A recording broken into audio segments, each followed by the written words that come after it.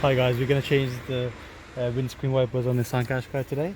And we got these Bosch Aero Twin 16-inch for the passenger side and 26-inch for the driver side. So first of all, we start with taking the old one out. So you got the button to press it down, and you push it down, so it should come off easily. Then you get the new one. So this is the new one we got.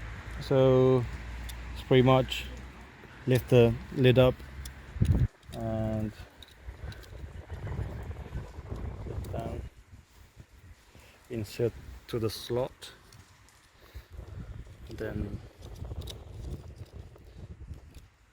try to push it in. It should click in, yeah, and close it down. That's it. And pretty much the same for the other one.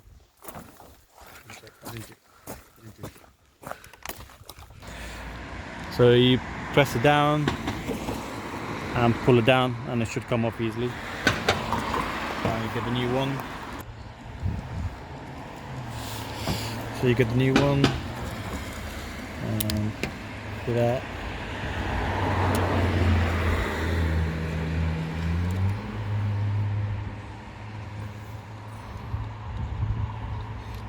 Push it down like this.